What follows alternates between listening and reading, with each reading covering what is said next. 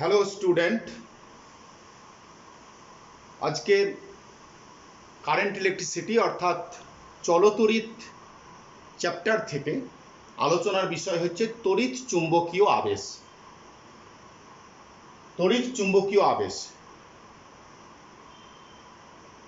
এই তড়িৎ চুম্বকীয় আবেশ বিষয়টা আজকে আলোচনা করব।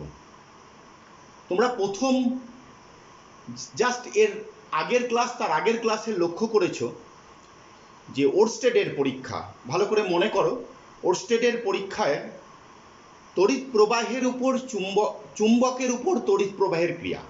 একটা তারের মধ্যে দিয়ে কারেন্ট গেলে তার চারিপাশে একটা চুম্বক ক্ষেত্র তৈরি হচ্ছিল এবং সেখানে অন্য একটি চুম্বক আনলে সেই চুম্বকটা বিক্ষিপ্ত হচ্ছিল, অর্থাৎ চুম্বকের উপর তড়িৎ প্রবাহের ক্রিয়া। এখন প্রকৃতি, নেচার লাইক সিমেট্রি, প্রকৃতি ব্যালেন্স করে, মানে পছন্দ করে ব্যালেন্সটাকে। মাইকেল ফ্যারাডে, বৈজ্ঞানিক মাইকেল ফ্যারাডে ভাবলেন যে কারেন্ট গেলে যদি তার চারিপাশে চুম্বক ক্ষেত্র তৈরি হয় তাহলে চুম্বক ক্ষেত্রের দ্বারা নিশ্চয়ই কারেন্ট তৈরি করা যাবে। ভালো করে বোঝো ব্যাপারটা। তড়িৎ প্রবাহ গেলে তারের চারিপাশে একটা চুম্বক ক্ষেত্র তৈরি হয়, তাহলে কেন চুম্বক ক্ষেত্রের প্রভাবে তড়িৎ প্রবাহ সৃষ্টি করা যাবে না? এইখান থেকেই মাথায় এলো যে তড়িৎ প্রবাহ যদি চুম্বক ক্ষেত্র তৈরি হয় তাহলে চুম্বক ক্ষেত্রের প্রভাবে তড়িৎ প্রবাহ সৃষ্টি করা যাবে। এই ঘটনাটাকে আমরা বলবো তড়িৎ চুম্বকীয় আবেশ। মাইকেল ফ্যারাডে যে পরীক্ষাটা করেছিলেন সে মাইকেল ফ্যারাডের পরীক্ষা। তাহলে আমরা আলোচনার বিষয় ফ্যারাডের পরীক্ষা। ফ্যারাডের পরীক্ষা, ফ্যারাডে কি পরীক্ষা করেছে? আমি ক্লাসে বলেছি, আগের ক্লাসগুলোতে, দুটো ক্লাসের কোনো একটাই, সলিনয়েড, একটা অন্তরক পদার্থের চোঙের উপর কয়েক পাকের যদি কুণ্ডলী জড়াই তাকে আমরা সলিনয়েড বলি, অন্তরিত তামার তারের। সেই রকম আমি এখানে একটা সলিনয়েড পরীক্ষার জন্য একটা সলিনয়েড দরকার। ভালো করে লক্ষ্য করো।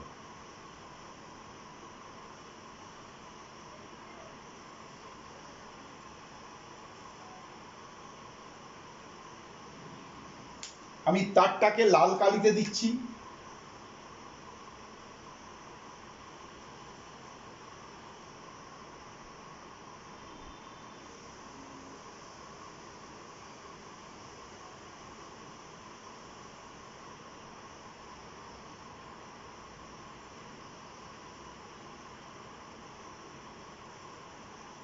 এই হচ্ছে সলিনয়েড। সলিনয়েডের একটা কুণ্ডলী, কুণ্ডলীর মাথায় কি দেওয়া আছে? একটা গালভানোমিটার।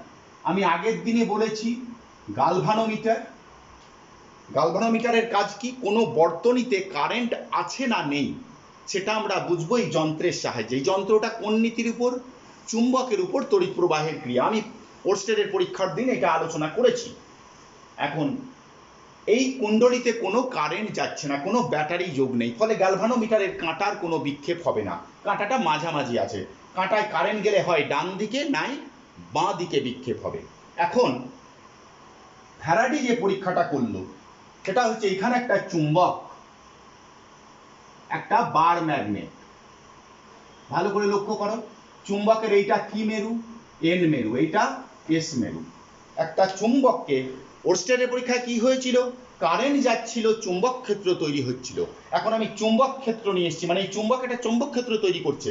ফ্যারাডে পরীক্ষা করে দেখালেন এই চুম্বক ক্ষেত্রের প্রভাবে এখানে কারেন্ট তৈরি হবে। আর আগেই বলেছি প্রকৃতি, নেচার লাইক সিমেট্রি, নেচার সিমেট্রিকে পছন্দ করেন। এখন চুম্বকটাকে যদি এখানে রেখে দেওয়া হয় তাহলে গ্যালভানোমিটারের কাঁটার কোনো বিক্ষেপ হবে না, অর্থাৎ কোনো কারেন্ট তৈরি হচ্ছে না।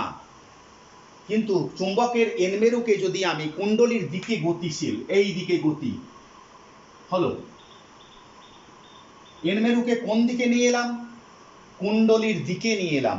কুণ্ডলীর দিকে এলেই গ্যালভানোমিটারের কাঁটার বিক্ষেপ হবে। কোন দিকে বিক্ষেপ হবে? কাঁটার বিক্ষেপ হবে। পরে বলছি কাঁটাটার বিক্ষেপ হবে। এন মেরুকে যদি আমি নিয়ে আসি কাঁটার বিক্ষেপ হবে।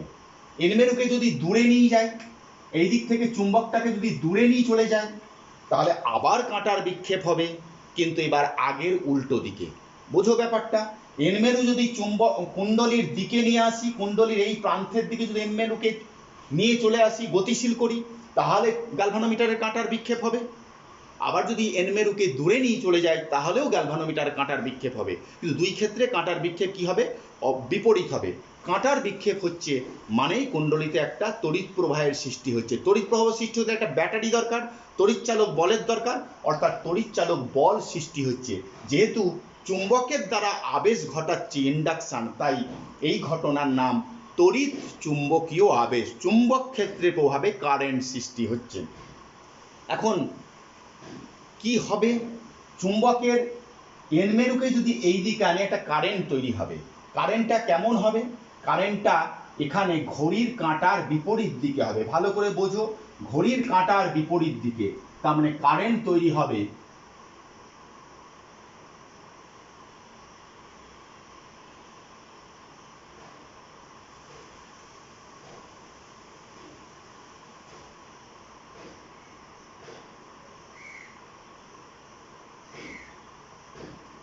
ঘড়ির কাঁটার বিপরীত দিকে।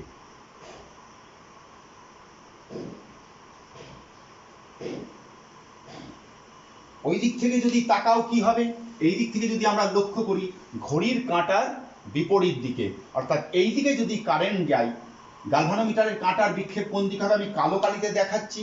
কাঁটাটা ছিল মাঝামাঝি, কাঁটাটার বিক্ষেপ হয়ে গেল কোন দিকে? ডান। এটা কি কোন দিক? এটা রাইট। আমার দিক থেকে এটা রাইট। কাঁটার বিক্ষেপ হবে এই দিকে,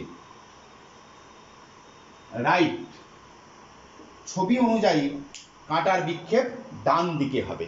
ভালো করে বোঝো, এন মেরু যদি আমি নিয়ে আসি এখানে, তাহলে কারেন্টটা হবে ঘড়ির কাঁটার বিপরীত দিকে। এই মুখ থেকে তাকাচ্ছ কিন্তু, ঘড়ির কাঁটার বিপরীত দিকে। ভালো করে লক্ষ্য করো, ঘড়ির কাঁটার বিপরীত দিকে। যদি এন মেরুকে দূরে নিয়ে চলে যায়, তাহলে এখানে কারেন্টটা হবে ঘড়ির কাঁটার দিকে। ঘড়ির কাঁটার দিকে মানে উল্টো দিকে হবে। তখন কাঁটার বিক্ষেপ হবে বাঁ দিকে। কোন দিকে হবে? লেফট। ব্যাপারটা বোঝার চেষ্টা করো, আমরা পরে আরেকটু ডিটেলসে যাব। তাহলে চুম্বকের এন মেরুকে যদি কাছের দিকে নিয়ে আসি, তাহলে এই প্রান্তে কারেন্ট তৈরি হবে ঘড়ির কাঁটার বিপরীত দিকে, আর যদি দূরে নিয়ে যায় তাহলে ঘড়ির কাঁটার দিকে। চুম্বকের এন মেরুকে এখানে নিয়ে আসছি, তার মানে ঘড়ির কাঁটার আমরা আগের ক্লাসে দেখেছি ঘড়ির কাঁটার বিপরীত দিকে হলে কোন মেরুর সৃষ্টি হয়? কুণ্ডলীর এখানে একটা এন মেরুর সৃষ্টি হবে। এন মেরু সৃষ্টি হলে কারেন্ট কোন দিকে যায়? বিপরীত দিকে ঘড়ির কাঁটার। আর এস মেরু এখানে ঘড়ির কাঁটার দিকে, ঘড়ির কাঁটার দিকে হবে। এখানে ঘড়ির কাঁটার দিকে, এখানে ঘড়ির কাঁটার বিপরীত দিকে।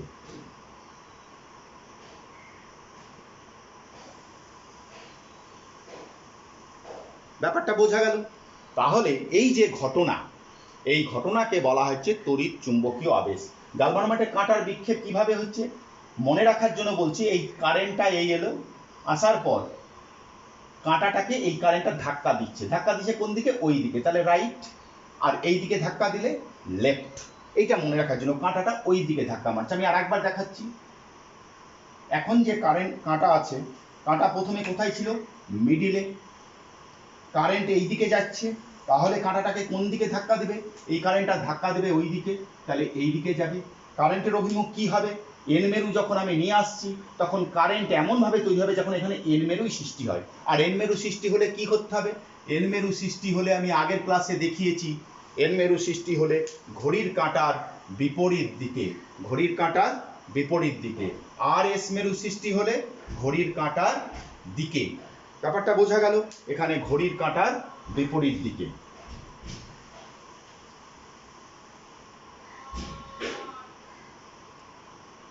তাহলে এই ঘটনাকে বলা হচ্ছে তড়িৎ চুম্বকীয় আবেশ। এই আবিষ্কারটা কে করেছেন? বৈজ্ঞানিক মাইকেল ফ্যারাডে। তাহলে তড়িৎ চুম্বকীয় আবেশ বলতে কি বোঝায়? আমি যদি চুম্বকটাকে চুপচাপ দাঁড় করিয়ে রাখি তাহলে কারেন্ট হবে না। তাহলে চুম্বকের সঙ্গে কুণ্ডলীর একটা গতি থাকবে। কেমন গতি থাকবে? এইটা ধরো কুণ্ডলী, এইটা চুম্বক। চুম্বকটাকে এই নিয়ে আসছি, এই যাচ্ছি। কিংবা যদি কুণ্ডলীকে নিয়ে আসি, তাও একই ঘটনা ঘটবে। হয় চুম্বককে গতিশীল করো, নাই কুণ্ডলীকে গতিশীল করো। কিন্তু যদি দুটোকেই একসঙ্গে এরকম করি, তাহলে কোনো কারেন্ট তৈরি হবে না। আপেক্ষিক গতি, দুজনের মধ্যে কি গতি থাকবে? আপেক্ষিক গতি, অর্থাৎ দুজনের মধ্যে পরস্পরের দূরত্ব যেন কমা বাড়া করে। দুটোকেই গতিশীল করছি, দুটোর মধ্যে দেখো দূরত্ব একই আছে, এটা আপেক্ষিক গতি শূন্য, এই ক্ষেত্রে কোনো আবেশ তৈরি হবে না। তাহলে তড়িৎচুম্বকীয় আবেশ কাকে বলে? একটি কুণ্ডলী, বদ্ধ কুণ্ডলী, খোলা নয়, দেখো বদ্ধ কুণ্ডলী, একটি বদ্ধ কুণ্ডলী এবং একটি চুম্বকের মধ্যে যদি আপেক্ষিক গতি থাকে তবে কুণ্ডলীর মধ্যে একটি তড়িৎচালক বল আবিষ্ট হবে, অর্থাৎ প্রবাহ মাত্রা সৃষ্টি হবে। এই ঘটনাকে বলা হয় তড়িৎচুম্বকীয় আবেশ। আমি আবার বলছি, একটি বদ্ধ কুণ্ডলী এবং একটি চুম্বকের মধ্যে যদি আপেক্ষিক গতি বজায় থাকে, আপেক্ষিক গতি, তাহলে কুণ্ডলীর মধ্যে একটি তড়িৎচালক বল আবিষ্ট হয়। তড়িৎচালক বল মানে এটা যেন কল্পনার ব্যাটারি, কাল্পনিক ব্যাটারি যুক্ত হয়ে গেছে, তড়িৎচালক বল আবিষ্ট হয় এবং একটা, অর্থাৎ একটা প্রবাহ মাত্র সৃষ্টি হয়। এই ঘটনাকে বলা হয় তড়িৎচুম্বকীয় আবেশ, ইংরেজিতে বলা হয় ইলেকট্রোম্যাগনেটিক ইন্ডাকশন। যতক্ষণ আপেক্ষিক গতি বজায় থাকে ততক্ষণই প্রবাহ মাত্রা স্থায়ী হয়, আপেক্ষিক গতি শূন্য হলে প্রবাহ মাত্রা পাওয়া যাবে না। তাহলে প্রথম কোশ্চেন হলো তড়িৎচুম্বকীয় আবেশ আবিষ্কার করেন কে? Michael Faraday. তড়িৎচুম্বকীয় আবেশের ক্ষেত্রে আবেশ কাকে বলে? বোঝা গেল। কাঁটার বিক্ষেপ কোন দিক হবে? গ্যালভানোমিটার। এই এন মেরু যখন আনবো তখন এখানে কাঁটা এন মেরু তৈরি হবে, তাহলে প্রবাহ মাত্রা ঘড়ির কাঁটার বিপরীত দিকে। ঠিক একইভাবে যদি আমি উল্টিয়ে আনতাম, লক্ষ্য করো এইখানে ধরো আমি এস মেরুটাকে আর এইটাকে এন মেরু, এবার এস মেরুকে আমি এইদিকে আনছি, তাহলে এখানে কি তৈরি হবে? এখানে এস মেরু তৈরি হবে। তাহলে কারেন্টটা কি হবে? কারেন্টটা উল্টিয়ে যাবে, কারেন্টটা উল্টিয়ে গিয়ে কি হবে? কারেন্টটা উল্টিয়ে যাবে যে কারেন্ট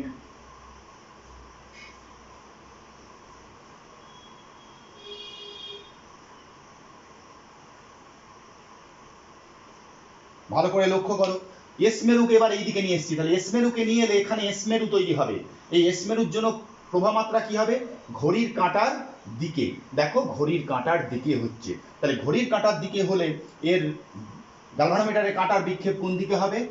কারেন্টটা এই দিক থেকে ঢুকছে, তাহলে ধাক্কা মারলো কাঁটাকে এই দিকে, মনে রাখার জন্য আমি ধাক্কা মারার কথাটা বলছি, তাহলে লেফটের দিকে হবে।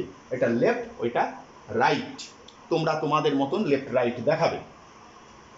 আবার যদি এস মেরুকে দূরে নিয়ে চলে যায় তাহলে এন মেরুর সৃষ্টি হবে এখানে ঘড়ির কাঁটার বিপরীত দিকে হবে।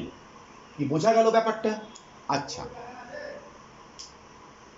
এখন তড়িৎচুম্বকীয় আবেশের এখানে কোন মেরুর সৃষ্টি হবে? দেখো আমরা এই ফ্যারাডে দুটো সূত্র, তড়িৎচুম্বক আবেশ সংক্রান্ত দুটো সূত্রের কথা বলেন। ফ্যারাডের সূত্রদ্বয়,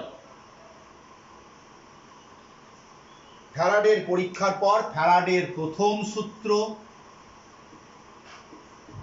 এবং দ্বিতীয় সূত্র। প্রথম সূত্র সংজ্ঞাটাই প্রথম সূত্র।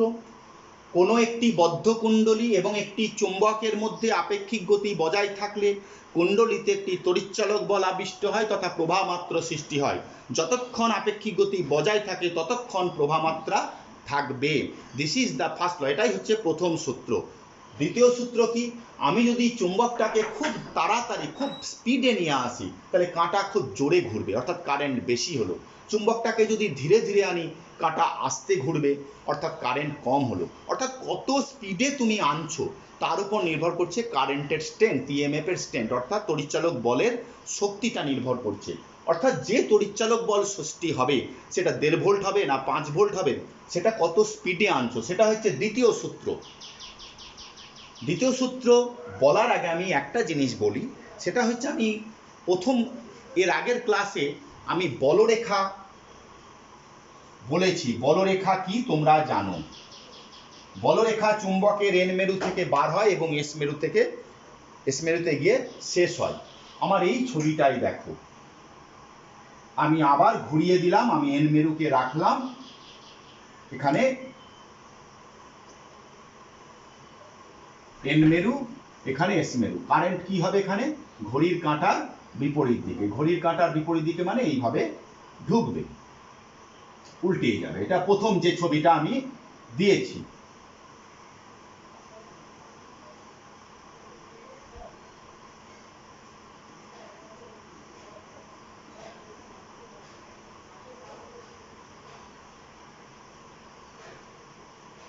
এন মেরুর গতি এই দিকে, তাহলে ঘড়ির কাঁটার বিপরীত দিকে। এখন এইখান থেকে কি হবে, বলরেখাগুলো বার হবে। তাকাও, আমি আগের দিন বলেছিলাম এন মেরু থেকে বলরেখাগুলো, এই বলরেখাগুলো গিয়ে কাকে ছেদ করছে, কুণ্ডলীকে। যখন চুম্বকটাকে চুপচাপ রেখে দিয়েছি তখন দেখো আমার এখানে কতটা বলরেখা আছে, 4টে বলরেখা আঁকা অঙ্কন করা আছে। আরো বলরেখা আমি দিলাম।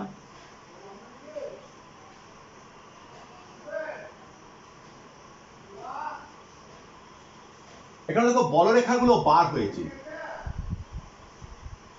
কটা বলরেখা এঁকেছি আমি এখানে, 1 2 3 4 5 6 7 8। 8 মধ্যে 4টে বলরেখা কুণ্ডলীকে ছেদ করেছে। হলো 1 2 3 4। তাহলে কুণ্ডলীর সঙ্গে জড়িত বলরেখার সংখ্যা 4। যদি আমি চুপচাপ রেখে দিই এখানে, তাহলে বলরেখার সংখ্যা, জড়িত বলরেখার সংখ্যার পরিবর্তন হচ্ছে না। যদি কাছে নিয়ে আসি তাহলে 4-এর জায়গায় 5 6 7 8 বেশি করে ছেদ করবে। যদি দূরে নিয়ে যাই তাহলে বলরেখা কম করে ছেদ করবে। অর্থাৎ বলরেখা ছেদ করার পরিবর্তন হচ্ছে চুপচাপ রেখে দিলে। অর্থাৎ তড়িৎচুম্বকীয় আবেশের ক্ষেত্রে তড়িৎ প্রবাহ সৃষ্টি হওয়ার জন্য কুণ্ডলীর সঙ্গে জড়িত চুম্বক বলরেখা পরিবর্তন দরকার। চুম্বক বলরেখার আরেক নাম চুম্বক প্রবাহ। কি বললাম, বলরেখার আরেক নাম চুম্বক প্রবাহ। লিখে দিচ্ছি, চুম্বক প্রবাহ। অর্থাৎ কোন কুণ্ডলীর সঙ্গে জড়িত চুম্বক প্রবাহের পরিবর্তন হলে, আমি প্রথম সূত্রটা কি বলেছি, কোনো বদ্ধ কুণ্ডলী এবং একটি চুম্বকের মধ্যে যদি আপেক্ষিক গতি বজায় থাকে তাহলে কুণ্ডলীতে একটা তড়িৎচালক বল আবিষ্ট হবে। ওই সূত্রটাকে ঘুরিয়ে বলা যায়, কোনো বদ্ধ কুণ্ডলীর সঙ্গে জড়িত চুম্বক প্রবাহের পরিবর্তন হলে, চুম্বক প্রবাহ বা চুম্বক বলরেখার পরিবর্তন হলে কুণ্ডলীতে একটা তড়িৎচালক বল আবিষ্ট হবে। এটাই হচ্ছে প্রথম সূত্র। তাহলে আপেক্ষিক গতি বজায় থাকা মানেই জড়িত চুম্বক বলরেখার পরিবর্তন হবে। বোঝা গেল? কেউ যদি কোনো জায়গায় সূত্রটা পায়, কোনো বদ্ধ কুণ্ডলীর সঙ্গে জড়িত চুম্বক প্রবাহের বা চুম্বক বলরেখার পরিবর্তন হলে কুণ্ডলীতে একটা তড়িৎচালক বল আবিষ্ট হবে। যতক্ষণ এই প্রবাহের পরিবর্তন হবে, বলরেখার জড়িত বলরেখার পরিবর্তন হবে, ততক্ষণ এই তড়িৎচালক বল স্থায়ী হবে। এটাই হচ্ছে প্রথম সূত্র। এটাকেই বলা হচ্ছে তড়িৎচুম্বকীয় আবেশ। আপেক্ষিক গতি না বলে এটা বললেও ব্যাপারটা একই দাঁড়াচ্ছে। এখন বলরেখা আমি যদি খুব তাড়াতাড়ি আনি তাহলে আমার বলরেখা জড়িতর সংখ্যা তাড়াতাড়ি পরিবর্তন হবে। যত তাড়াতাড়ি পরিবর্তন করা যাবে তত কারেন্ট বেশি হবে। দেখো সেকেন্ডে 4টে থেকে 5টা হচ্ছে, আমি যদি সেকেন্ডে 4টে থেকে 10টা জড়িত করতে পারি তাহলে আরো স্পিডে নিয়ে আসি, তাহলে তড়িৎচালক বল বেশি হবে। তাই দ্বিতীয় সূত্র বলছে আবিষ্ট তড়িৎচালক বল কত ভোল্ট হবে, এটা ডিপেন্ড করছে কত স্পিডে আনছো। আবিষ্ট তড়িৎচালক বল চুম্বক বলরেখার পরিবর্তনের হারের সমানুপাতিক। দ্বিতীয় সূত্র, তড়িৎচুম্বক আবেশের ক্ষেত্রে আবিষ্ট তড়িৎচালক বলের মান চুম্বক বলরেখার বা চুম্বক প্রবাহের পরিবর্তনের হারের সমানুপাতিক কুণ্ডলীর সঙ্গে জড়িত। তাহলে প্রথম সূত্রটা তো আমরা বললাম, কোনো কুণ্ডলীর সঙ্গে, বদ্ধ কুণ্ডলী অবশ্যই, একটি চুম্বকের আপেক্ষিক গতি বজায় থাকলে কুণ্ডলীতে একটা তড়িৎচালক বল আবিষ্ট হবে। কিংবা তোমরা বলতে পারো কোনো বদ্ধ কুণ্ডলীর সঙ্গে জড়িত চুম্বক প্রবাহের বা বলরেখার পরিবর্তন হলে কুণ্ডলীতে একটা তড়িৎচালক বল আবিষ্ট হবে তথা প্রবাহ মাত্রা সৃষ্টি হবে। এটাই প্রথম সূত্র। দ্বিতীয় সূত্র, আবিষ্ট তড়িৎচালক বল। তড়িৎচালক বলের ইংরেজি কথা কি, আমি শর্টে লিখছি ইএমএফ। আবিষ্ট তড়িৎচালক বল বলরেখার পরিবর্তনের হারের সমানুপাতিক চুম্বক প্রবাহের বা বলরেখার চুম্বক প্রবাহের পরিবর্তনের হারের সমানুপাতিক। কত তাড়াতাড়ি আনছো, আবিষ্ট তড়িৎচালক বল কুণ্ডলীর সঙ্গে জড়িত চুম্বক প্রবাহের পরিবর্তনের হারের সমানুপাতিক বা চুম্বক বলরেখার পরিবর্তনের হারের সমান। এটাই হচ্ছে দ্বিতীয় সূত্র। তাহলে তড়িৎচুম্বক আবেশ কাকে বলে, এটা কে আবিষ্কার করেছেন, তার গ্যালভানোমিটারের কাঁটার কোন দিকে বিক্ষেপ হবে, কোন দিকে কারেন্ট যাবে, প্রথম সূত্র এবং দ্বিতীয় সূত্র, এই কটা বিষয় আমরা আলোচনা করলাম।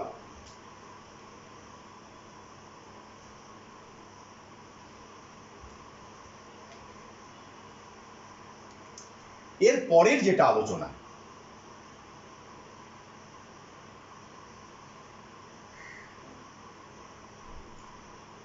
দেখ, এই যে প্রবাহের অভিমুখ কোন দিকে হবে, একবার ঘড়ির কাঁটার দিকে, একবার ঘড়ির কাঁটার বিপরীত দিকে। আমার এন মেরুর গতি এই দিকে রেখেছি, এন মেরুর গতি এই দিকে, প্রথম ছবি, এন মেরুর গতি এই দিকে রাখলে আমার কি হবে, কারেন্টের অভিমুখ ঘড়ির কাঁটার বিপরীত দিকে হচ্ছে। আর যদি এন মেরুকে দূরে নিয়ে যায় তাহলে ঘড়ির কাঁটার দিকে হচ্ছে, বা এস মেরুকে। এখন এই যে প্রবাহের অভিমুখ কোন দিকে হবে এ সংক্রান্ত একটা সূত্র হচ্ছে, সেটা হচ্ছে লেঞ্জের সূত্র। কি বললাম, প্রবাহের অভিমুখ তড়িৎচুম্বক আবেশের ক্ষেত্রে ফ্যারাডের দুটো সূত্র, কিন্তু লেঞ্জের সূত্র তড়িৎচুম্বক আবেশের ক্ষেত্রে প্রবাহের অভিমুখ কোন দিকে হবে, এটা কোন সূত্রে জানা যায়, লেঞ্জের সূত্র। লেঞ্জের সূত্র কি বলল, লেঞ্জের সূত্রটা খুব সাধারণভাবে বলা যায় যে কারণে কারেন্ট সৃষ্টি হচ্ছে, কি কারণে কারেন্ট সৃষ্টি হচ্ছে না, তো চুম্বকের গতির জন্য। যে কারণে কারেন্ট সৃষ্টি হচ্ছে সেই কারণকে সর্বদা কারেন্ট বাধা দেবে। মানে কারেন্ট যেটা তৈরি হচ্ছে, কারেন্টের কাজই হচ্ছে যার জন্য সৃষ্টি হচ্ছে তাকেই ও বাধা দেবে।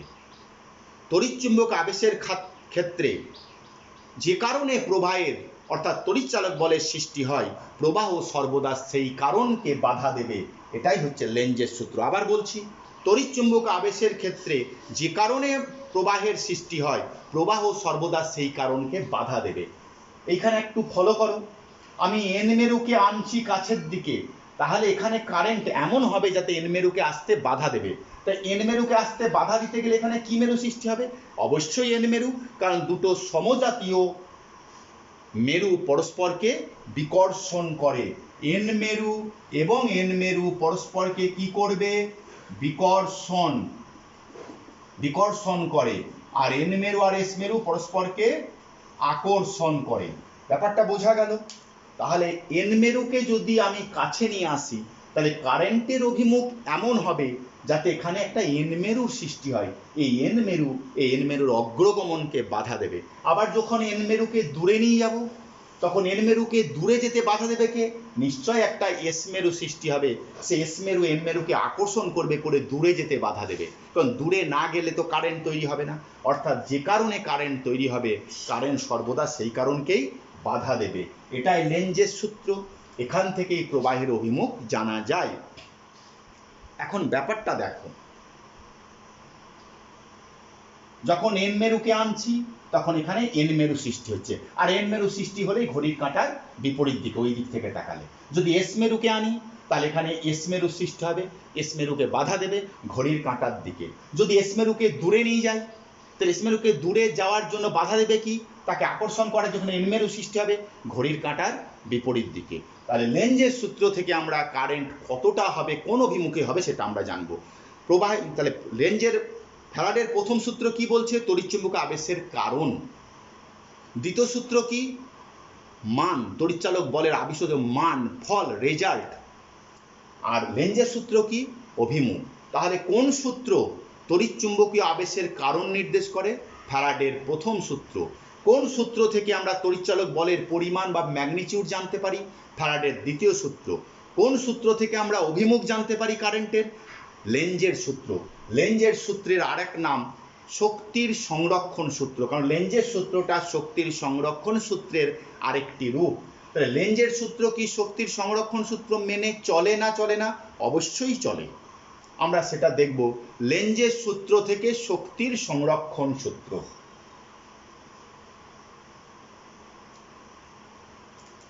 লেঞ্জের সূত্র থেকে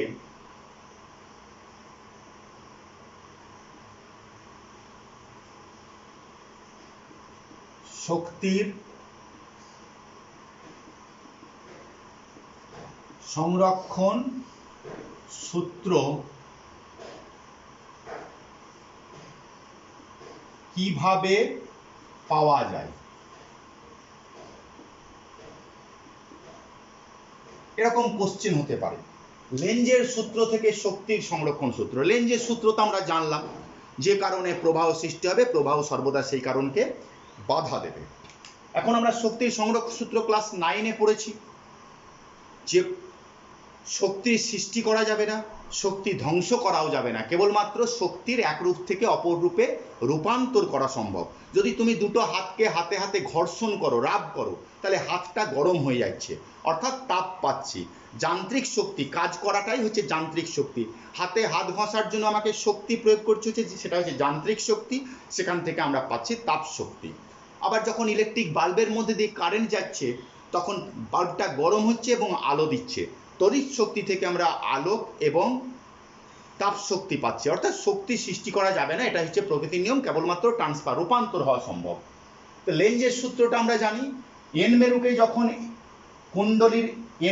যখন কুণ্ডলীর কোনো একটা মুখের দিকে, কোনো একটা তলের দিকে অগ্রসর করানো হচ্ছে, তখন এখানে ঘড়ির কাঁটার বিপরীত দিকে কারেন্ট প্রবাহিত হবে, ফলে এখানে এন মেরুর সৃষ্টি হবে। এই এন মেরুর চুম্বকের এন মেরুর অগ্রগমনকে বাধা দেবে। এই বিকর্ষণজনিত বলের বিরুদ্ধে চুম্বকের গতি বজায় রাখতে বাইরে থেকে তোমাকে একটা কাজ করতে হবে। এই কাজটা করতে হবে, যে সরাচ্ছে তাকে কাজ করতে হবে, অর্থাৎ শক্তি ব্যয় হবে। সেই শক্তি তড়িৎ শক্তিতে রূপান্তরিত হচ্ছে, অর্থাৎ আমার যান্ত্রিক শক্তি ব্যয় হলো, দিয়ে কারেন্ট তড়িৎ শক্তি পেলাম, অর্থাৎ লেঞ্জের সূত্র থেকে আমি শক্তির সংরক্ষণ সূত্রে গেলাম। আবার যখন এন মেরুকে আমি দূরে নিয়ে যাব, লেঞ্জের সূত্র অনুযায়ী এখানে কারেন্টের অভিমুখ হবে ঘড়ির কাঁটার দিকে, ফলে এখানে এস মেরুর সৃষ্টি হবে। এই এস মেরু এন মেরুকে দূরে যেতে বাধা দেবে, কিন্তু এই আকর্ষণ বলের বিরুদ্ধে চুম্বকের এস মেরুর গতি বজায় রাখতে বাইরে থেকে একটা শক্তি ব্যয় করতে হবে। সেই ব্যয়িত শক্তি আবার তড়িৎ শক্তিতে রূপান্তরিত হবে, অর্থাৎ লেঞ্জের সূত্র থেকে আমরা শক্তির সংরক্ষণ সূত্রে উপনীত হলাম। পরীক্ষায় কোশ্চেনে থাকলে 2 নম্বর থাকবে, তোমরা ছবিটা এঁকেও উত্তর দিতে পারো, না এঁকেও দিতে পারো, একটা ছবি এঁকে। 2 নম্বর থাকলো লেঞ্জের সূত্র থেকে কিভাবে শক্তির সংরক্ষণ সূত্রে পাওয়া যায় বা উপনীত হওয়া যায়। এরকম প্রশ্ন থাকবে, লেঞ্জের সূত্র শক্তির সংরক্ষণ সূত্র মেনে চলে না, সত্য না মিথ্যে। ঠিক উল্টোভাবে আমরা যদি এস মেরুকে নিয়ে আসি, তাহলে লেঞ্জের সূত্র অনুযায়ী এখানে এমনভাবে কারেন্ট কি হবে ঘড়ির কাঁটার দিকে, ফলে এস মেরুর উদ্ভব হবে। ওই এস মেরুর উদ্ভব হয়ে চুম্বকের এস মেরুকে বিকর্ষণ করে আসতে বাধা দেবে। এই বাধার বিরুদ্ধে গতি বজায় রাখতে আবার একটা কাজ করতে হবে, শক্তি ব্যয় করতে হবে, সেই ব্যয়িত শক্তি তড়িৎ শক্তিতে রূপান্তরিত হবে। এখন লেঞ্জের সূত্র থেকে যেমন আমরা শক্তির সংরক্ষণ সূত্রে পৌঁছালাম, শক্তির সংরক্ষণ সূত্র থেকেও লেঞ্জের সূত্রে যেতে পারি। তবে প্রশ্ন ক্লাস 10-এর জন্য এটাই ইম্পর্টেন্ট, ক্লাস 12-এর ক্ষেত্রে উল্টোটা আসতে পারে, কিন্তু তোমাদের জন্য এটা ইম্পর্টেন্ট। তবু আমি বলে দিচ্ছি, পরীক্ষায় যদি কোশ্চেন থাকে শক্তির সংরক্ষণ সূত্র থেকে লেঞ্জের সূত্র, কি বললাম?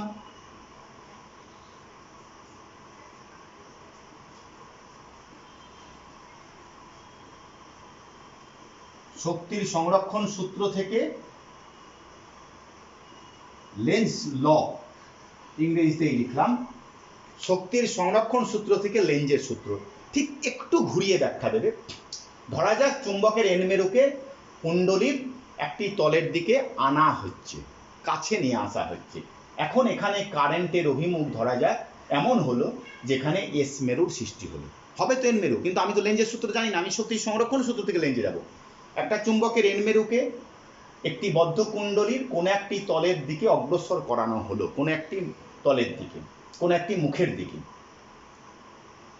এখন ওই প্রান্তে ধরা যাক তড়িৎ প্রবাহের অভিমুখ হলো ঘড়ির কাঁটার দিকে, অর্থাৎ এখানে একটা এস মেরু সৃষ্টি হবে, ফলে এই এস মেরু এন মেরুকে আকর্ষণ করে তার গতি বজায় থাকবে, অর্থাৎ বাইরে থেকে কোনো শক্তি ব্যয় করতে হলো না, কিন্তু কারেন্ট পাচ্ছি, তা অসম্ভব, কারণ শক্তি ব্যয় করব না, কারেন্ট পাবো, এটা শক্তির সংরক্ষণ সূত্র বিরোধী, অর্থাৎ এখানে এন মেরুর সৃষ্টি হবে, যা এন মেরুর অগ্রগমনকে বাধা দেবে।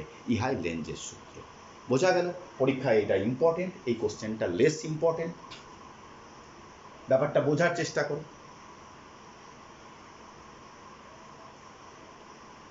তাহলে তড়িৎচুম্বকীয় আবেশে যে ফ্যারাডের পরীক্ষায় কোন শক্তিতে রূপান্তরিত হয়? যান্ত্রিক শক্তি তড়িৎ শক্তিতে রূপান্তরিত হয়, অর্থাৎ একটা চুম্বকের সাহায্যে আমরা তড়িৎ প্রবাহ সৃষ্টি করতে পারছি। এখন চুম্বক এবং কুণ্ডলীর মধ্যে যদি কোনো আপেক্ষিক গতি না থাকে, তাহলে প্রবাহমাত্রা পাওয়া যাবে না, প্রবাহমাত্রা পাওয়া যাবে না। এখন যদি এইটাকে চুপচাপ রাখি, দিই কুণ্ডলীটাকে আমি নড়াই, তাহলেও পাবে। কুণ্ডলীকে যদি দূরে নিয়ে যাই, তাহলে এখানে এস মেরু সৃষ্টি হবে। কুণ্ডলীকে যদি কাছে নিয়ে আসি তাহলে এন মেরু সৃষ্টি হবে। ব্যাপারটা একই। যদি পাক সংখ্যা বাড়িয়ে দিই, পাক সংখ্যা যদি বাড়িয়ে দিই আবিষ্ট তড়িৎচালক বল অর্থাৎ কারেন্ট বেশি পাবো। যদি চুম্বককে আরো শক্তিশালী চুম্বক নিই তাহলে আরো বেশি কারেন্ট পাবো। তাহলে তড়িৎ চুম্বক আবেশের ক্ষেত্রে ফ্যারাডের পরীক্ষায় বেশি কারেন্ট বা আবিষ্ট তড়িৎচালক বল বেশি পেতে গেলে কি কি করা দরকার? 1 নম্বর পাক সংখ্যা বাড়াও, 2 নম্বর শক্তিশালী চুম্বক নাও, 3 নম্বর খুব স্পিডে নিয়ে এসো। স্পিড আমি বাড়িয়ে দেবো, পাক সংখ্যা বাড়াবো, স্পিড বাড়াবো, শক্তিশালী চুম্বক নেব।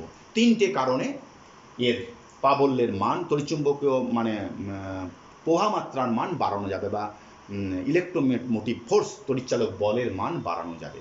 চুম্বককে যদি শক্তিশালী করি, যদি আমরা পাক সংখ্যা বাড়িয়ে দিই, যদি খুব স্পিডে নিয়ে আসি, এখন যাই করি যদি দুটোর মধ্যে গতি না থাকে আপেক্ষিক গতি তাহলে কারেন্ট পাবো না। এখন এই তড়িৎচুম্বকীয় আবেশের উপর ভিত্তি করে জেনারেটর তৈরি হয়েছে। তড়িৎচুম্বকীয় আবেশের নীতির উপর ভিত্তি করে জেনারেটর, যেটাকে ডায়নামো বলি, এসি জেনারেটর আমরা আলোচনা করব। Generator, AC generator.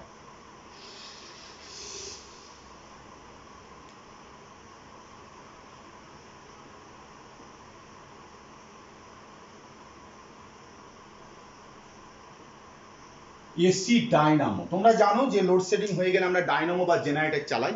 এই জেনারেটর দুই রকম হয়, একটা এসি জেনারেটর, একটা ডিসি জেনারেটর। এসি জেনারেটরটাই মেন ইম্পর্টেন্ট। এই জেনারেটরের তাহলে কার্যনীতি কোন তত্ত্বের উপর প্রতিষ্ঠিত? তড়িৎ চুম্বকীয় আবেশের উপর প্রতিষ্ঠিত। মোটরের কার্যনীতি আগের ক্লাসে আমি পড়েছি। মোটর তড়িৎ প্রবাহের উপর চুম্বকের ক্রিয়ায় প্রতিষ্ঠিত। মোটরের ক্ষেত্রে কি হয়? তড়িৎ শক্তি যান্ত্রিক শক্তিতে রূপান্তরিত হয়। জেনারেটরে কি হবে? যান্ত্রিক শক্তি তড়িৎ শক্তিতে রূপান্তরিত হয়। মোটরে কি হয়েছিল? ফ্লেমিংয়ের বামহস্ত নিয়ম। জেনারেটরে কি হবে? আমি পরে আসবো, ফ্লেমিংয়ের ডানহস্ত নিয়ম। মোটর এবং জেনারেটরের গঠনগত দারুণ মিল আছে। আমি এসি জেনারেটরের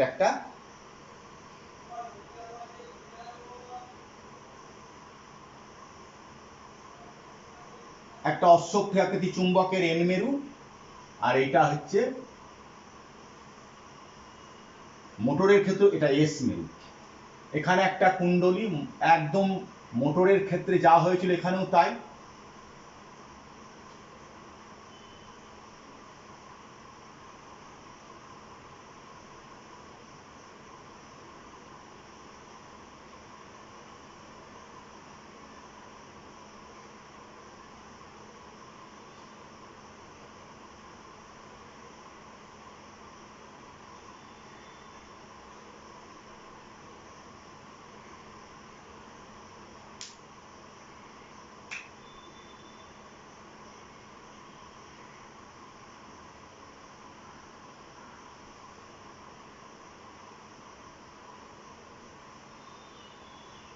দুটো ring,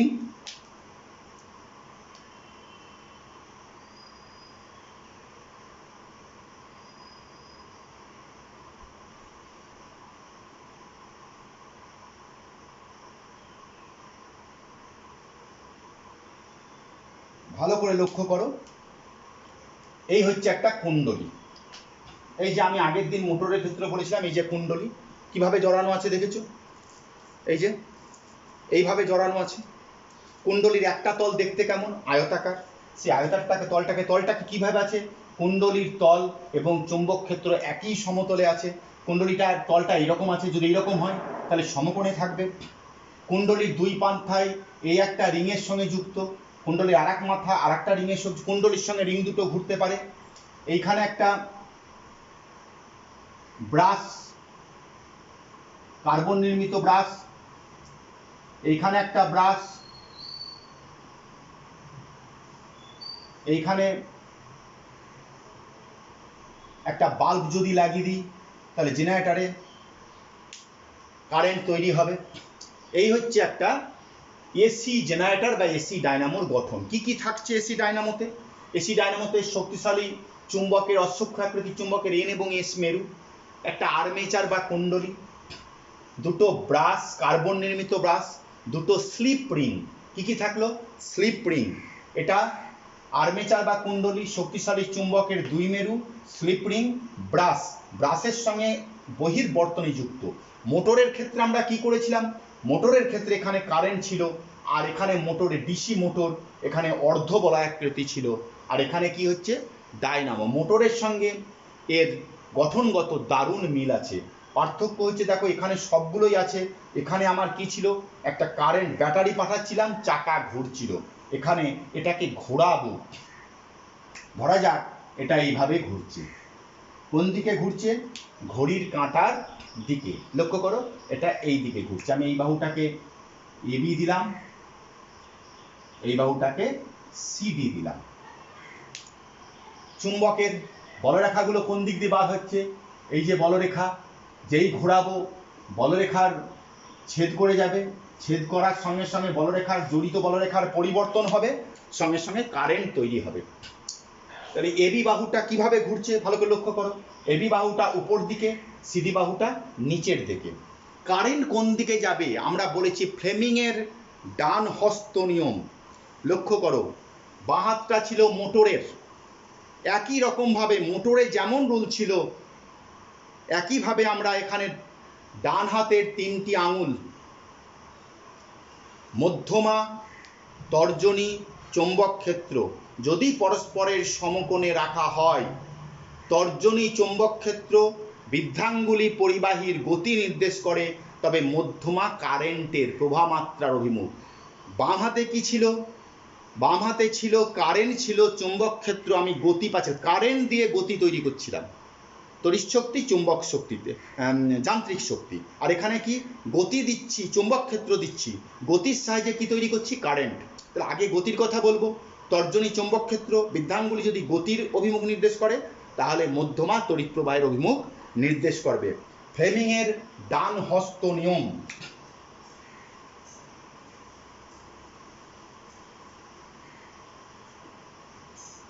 Fleming's right hand rule.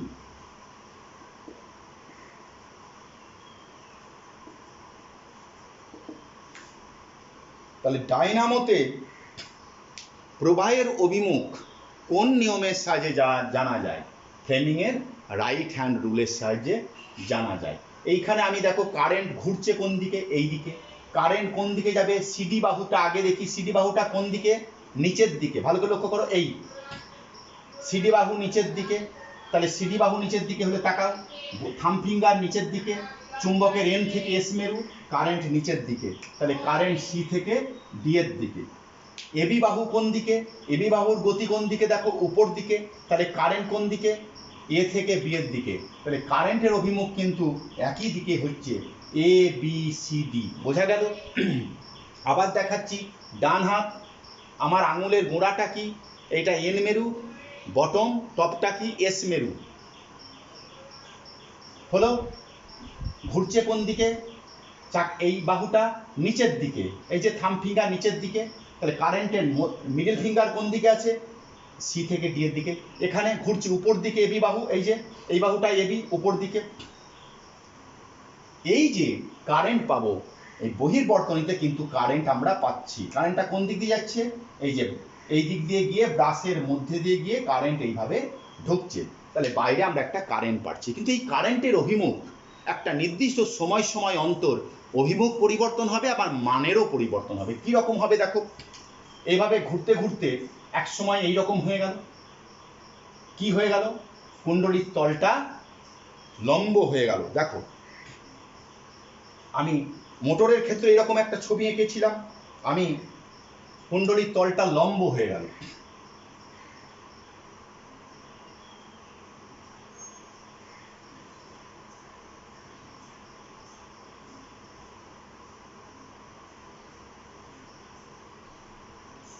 A B C D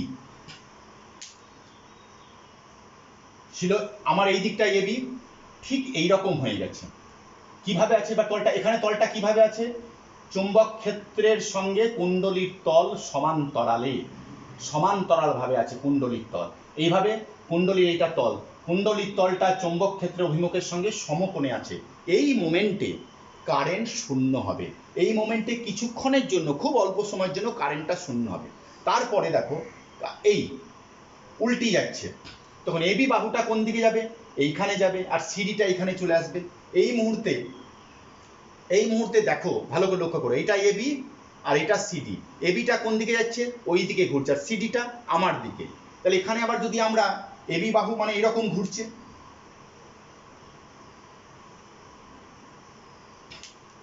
এবার যদি আমরা দেখো কারেন্টটাকে, এবি বাহু এবার নিচের দিকে, আমি আরেকটা ছবি আঁকি, এবি বাহু নিচের দিকে আর সিডি বাহু উপর দিকে। তাহলে এবি বাহু যদি নিচের দিকে হয় তাহলে কারেন্টের অভিমুখটা পাল্টিয়ে যাবে। আমি এই ছবিটাকে একটু এবার 180 ডিগ্রি পাক ঘুরেছে,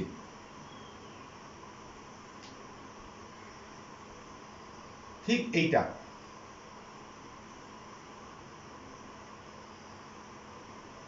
সরি এইটা হবে সিডি, এইটা এবি। লক্ষ্য করো এবার ঘুরছে তো এইদিকে, এবি বাহু কোন দিকে? নিচের দিকে, সিডি বাহু উপর দিকে। তাহলে এবি বাহুতে যদি আমরা করি, এই দিকটা এন মেরু, এই দিকটা এস মেরু, এবি বাহু নিচের দিকে, কারেন্ট কোন দিকে? এ থেকে বি এর দিকে, সিতে এই কারেন্টের অভিমুখ। তাহলে 180 ডিগ্রি ঘোরার পর এই ছিল, এখান থেকে এই হলো, হয়ে এই হলো, ছিল এইরকম, এবার এইরকম হয়ে গেছে। ঠিক 180 ডিগ্রি পর দেখছি কারেন্টের অভিমুখ উল্টিয়ে গেছে, অর্থাৎ আগে যে অভিমুখে কারেন্ট যাচ্ছিল এখন কারেন্টটা অভিমুখ পাল্টিয়ে গেছে। এবং একটা জিনিস লক্ষ্য করো, যখন কুণ্ডলীটা এইভাবে আছে, প্রথমে কুণ্ডলীটা এই ছবিটা এইরকম, এই যে এইরকম, যখনই ঘুরছে চৌম্বক বলরেখার, জড়িত চৌম্বক বলরেখার পরিবর্তন হচ্ছে। পরিবর্তন যখন হচ্ছে ফলে প্রবাহমাত্রারও পরিবর্তন হবে। প্রথমে এই অবস্থায় যতগুলো বলরেখার পরিবর্তন হচ্ছিল, পরিবর্তন হতে হতে যখন পরিবর্তনটা শূন্য হবে, কোন অবস্থায় প্রাবল্য শূন্য হবে? যখন লম্ব অবস্থায়, কুণ্ডলীর তল যখন এবি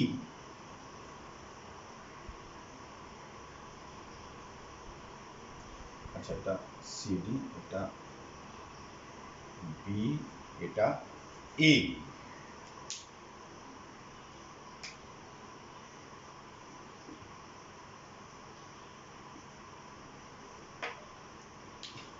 একশো 80 ডিগ্রি পর ঘড়ি কারেন্টের অভিমুখ পাল্টিয়ে গেছে।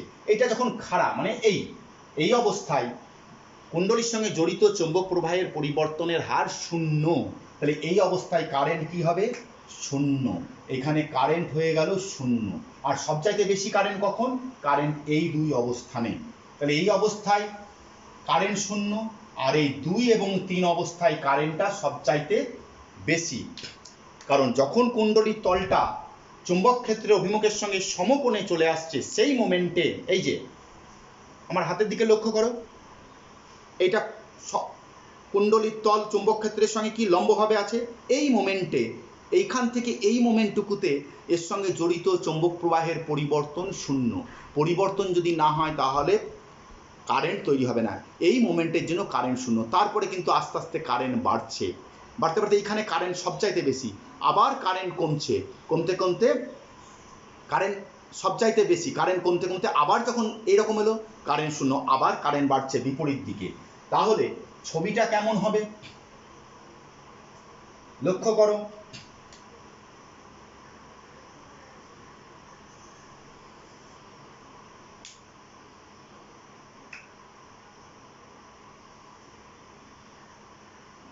এইটা হচ্ছে ইএমএফ, তড়িৎচালক বল।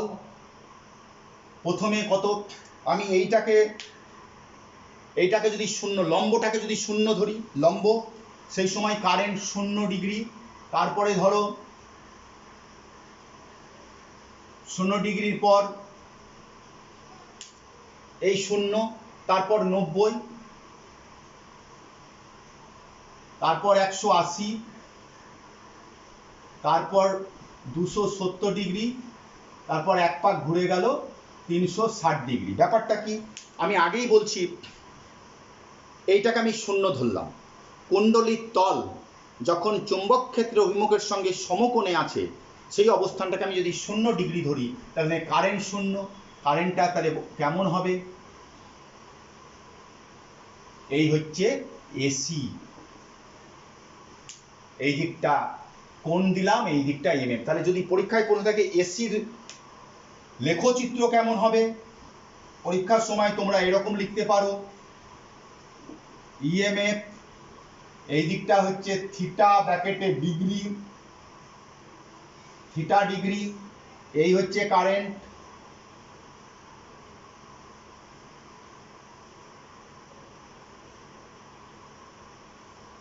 এদিকে ডিগ্রিও দিতে পারো, সময়ও দিতে পারো, টাইম।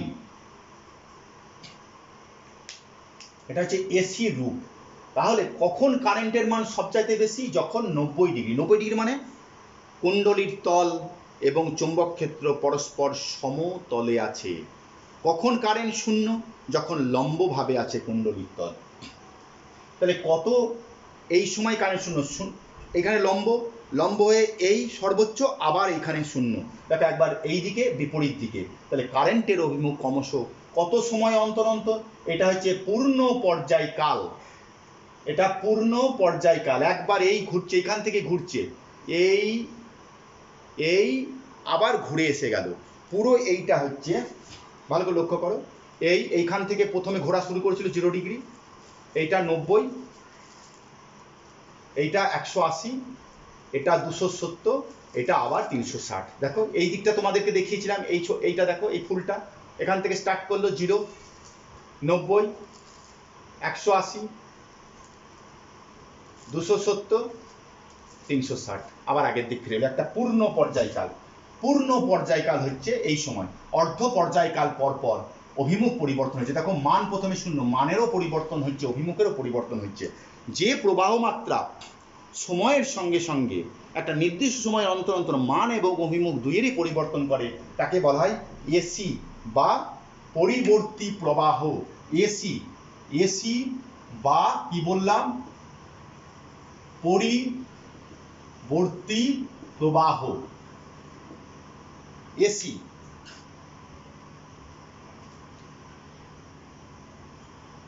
আর তোমরা যে সেলের বা ব্যাটারির সাহায্যে পাও সেটা হচ্ছে ডিসি।